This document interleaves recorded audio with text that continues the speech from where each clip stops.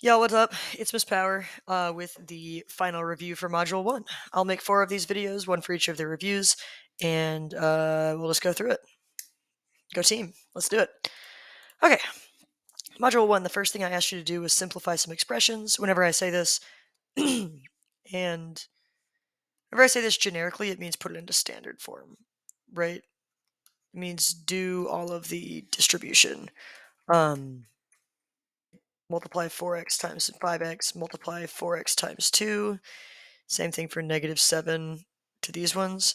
And then over here, when we've got two binomials, it means multiply the first term by both of the second terms and multiply the second term by both of the latter terms, right? So we're doing this throughout. I'm going to draw all the arrows just so we know kind of what multiplication we're doing. Here we go. And then once we finish the multiplication, we don't need to write the parentheses anymore, right? I think that's something that trips people up a lot, is that they'll do this multiplication and then we should be adding all the terms together and they'll accidentally multiply twice. So watch out for that. Let's do it. All right, first we've got 20x squared, because 4x times 5x, you do 4 times 5, get 20, and then you also do x times x, and that's x squared.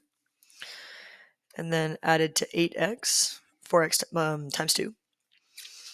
Now for the back, we've got 56x and 14, and both of these are negative because it's -7 times two positive things. And now we clean it up. We say 20x squared is the only x squared, so that one's already good. 8x minus 56x, we can combine those. And then 14 is the only number, so that one's good. Here we go. Run it back. This one I think is 3x squared plus 3x. That's from doing the 3x times both of the x and the plus 1. And then minus 6x minus 6. Again, now I'm just multiplying the -6 times the last two numbers. We can clean it up a little bit because 3x minus 6x is -3x. A lot of people here are tempted to be like, oh my god, am I finished? Because all these are divisible by 3, and I could factor it, this, that. If you divide it by -3 and like factor out the negative or the positive 3, and if you factor it, you're actually just going to get back to the original, which is not what we want. We want it in standard form. All right, let's keep going. 3 times 2 is 6. A times a is a squared. 3 times 6 is 18. A times b is just I write ab, because you can't really combine those. -4 times 3 is -12, times b is just a b in the back, and then similarly, this one is -32a. When we go to clean it up, we notice that we really can't, because the a squared, the ab, the b, and the a, none of these are like terms. So we're good from there. This one, to be honest, I know this is going to be x squared minus 16, because it fits a certain pattern. It's called the difference of two squares. But let's do it out just to prove it to you. X times x is x squared, plus 4x is plus 4x. And now we've got minus 4x, and now we've got minus 16. I knew, looking originally, that those two were going to cancel out, and then I was going to get x squared minus 16, because the original equation is x plus something, and then x minus that same thing, or x minus something and x plus that same thing. This is kind of like when we were dividing complex numbers. We were doing things to make sure things canceled out. We were multiplying by the conjugate to make sure that the i's in the denominator canceled out. And this is exactly what this is. These are conjugates of each other, basically. It's like similar. Nice. All right, next thing I asked was to find f of 2 and f of -3 for the following functions. This notation means plug in x equals 2 and simplify, or x equals -3 and simplify. And then when we're simplifying, we're always doing PEMDAS. Right, so parentheses first, exponents next, multiplication and division after that, and addition and subtraction last. So let's do it. When I'm plugging in 2, my equation becomes this. When I'm plugging in -3, my equation becomes this. We're doing the next one, plugging in 2, and plugging in -3 looks like this. And now we should simplify. We'll do one at a time. So parentheses first, there's nothing to do in these parentheses. Exponents next, that means I should do the 2 squared first. I don't want to multiply 3 times 2 and then square it, because that's multiplication before exponents. I want to do exponents first, and the exponent is only involving the 2. It's not involving anything else. Now I do multiplication. Now I do addition. Let's run it back. Let's do it again. This one I think turns into 3 times 9 plus 1, because -3 times -3 is 9, which is 27 plus 1. Final answer, 28. Over here, slightly different, we have parentheses, so we'll want to add those parentheses together, the things in parentheses first. And then, again, exponents next, and then finally multiplication. Here, parentheses first, exponents next, finally multiplication. All right, we started to do this one in class. Let me make my video up here so it doesn't get in the way. We started to do these ones in class, so we can do it again. There's going to be 2 problems, right? One's going to be this type of pattern, one's going to be this type of pattern, or, some type of pattern. And they first want you to draw figure 4 and figure N. Every time I'm doing these, I think I talked about this in class. For figure 1, I'm looking for blocks of 1. For figure 2, I'm looking for either blocks of 4, which is 2 squared, or rows of 2, which is just the number 2, the figure number. For row 3, I'm looking for blocks of 9, which is 3 squared, or rows of 3, which is the figure number. And then eventually, I can replace those with like generic n squared blocks or generic n rows. I'm always going to look for the higher order term first. So if I look over here, I notice that I've got a block of 4 here, I've got a block of 4 here, I've got a block of 4 here. And in figure 3, I've similarly got blocks of 3 squared, blocks of 9, in the same place, in the same configuration. I go back to figure 1, I check, and it's less interesting because x and x squared are the same in 1. And then for figure 4, we say, oh, probably, and by probably I mean definitely, figure 4 is going to look like this. I'll just draw it.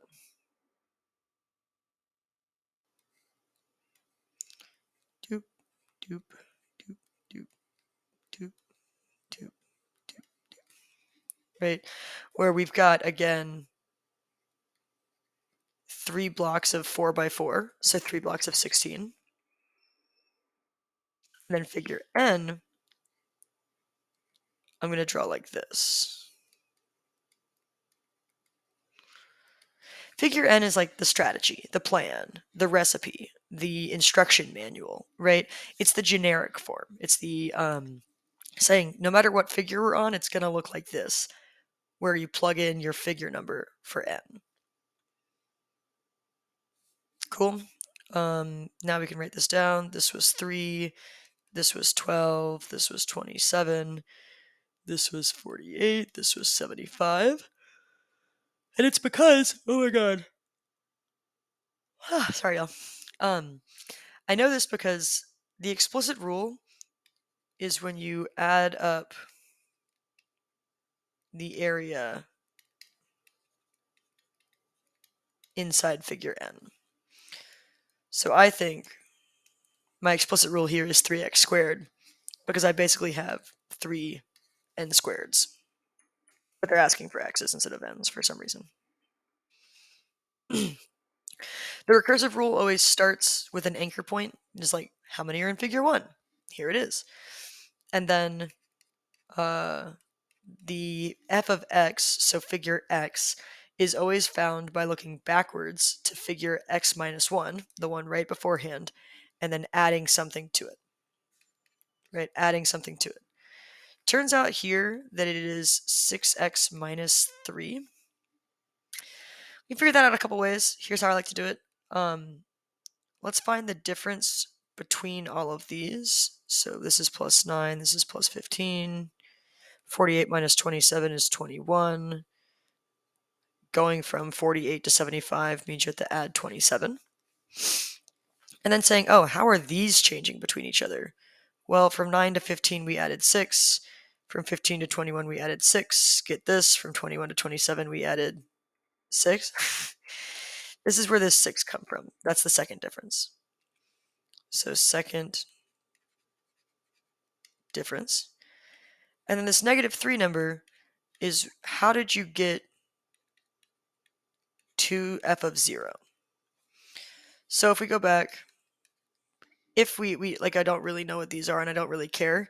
What I'm saying is between f of 0 and f of 1, we would be adding 3 if we wanted the orange pattern to continue. And then between negative 1 and 0, we would be adding negative 3 if we wanted this difference pattern to continue, which is where this number comes in.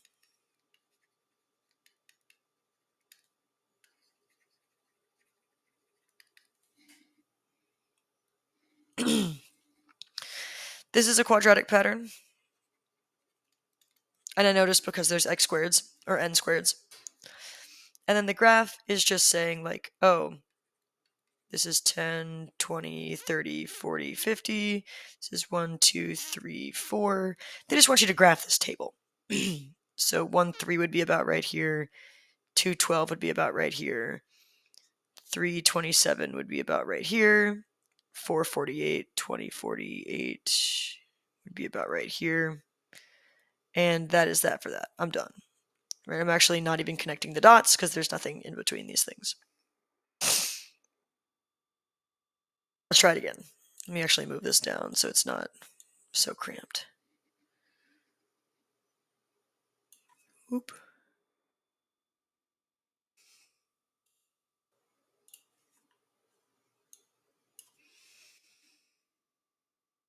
Put those back together.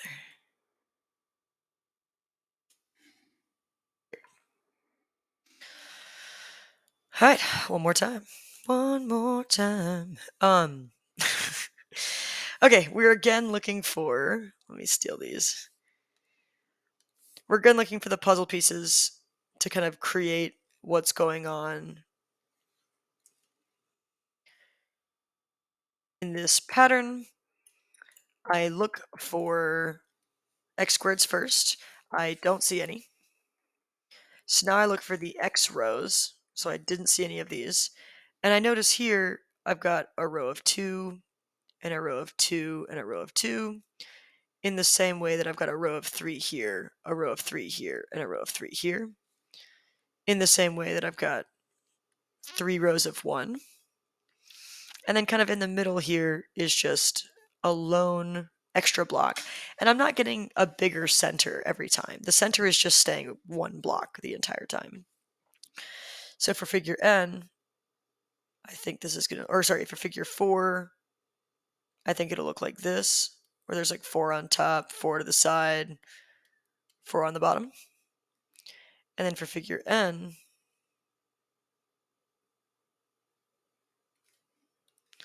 I think this will look like N here, N here, and N here. Just whatever number we're on, that's how many are going to be on the top, bottom, and left.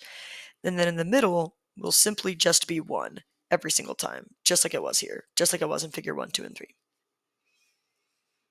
Now that I've finished my figure N, I'm going to go ahead and make my equation.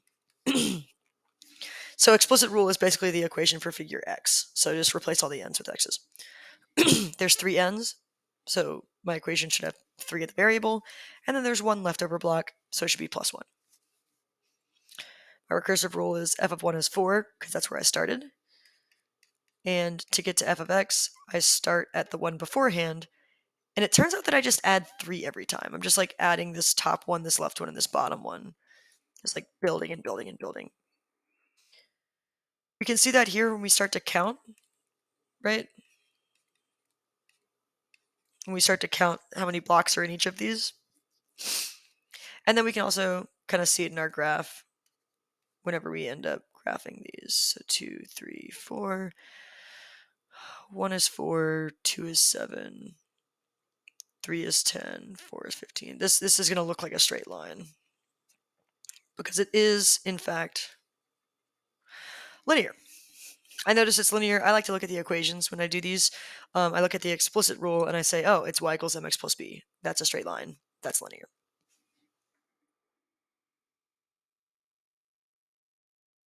And then the last page is a bunch of notes. To be honest, I'm not going to ask you the notes on the final. I just want you to know them. Linear functions have a constant pattern of growth. Let me make that so that you can actually read it. Exponentials have an exponential pattern of growth, and quadratic functions have a linear pattern of growth. People are confused by this sometimes, which makes sense because it's like, damn, you just said it was quadratic. Why are you saying it's linear now? Right? The function is quadratic, and how fast it's growing is linear. And we can look back at that and say, like, oh, the function's quadratic, it's got an x squared. But when I track how fast it's growing, this orange function is a y equals mx plus b function, is a linear function. Same thing for linears. The linear functions, so this is a linear function, has a constant growth, because if we write its growth equation, if we say like, oh, how fast is it growing? It's 3, it's 3, it's 3, it's adding 3. That's a constant number. How it's growing isn't changing. But because it's growing, the actual function is changing. Well, that's module 1 done. I will be back for the module 2.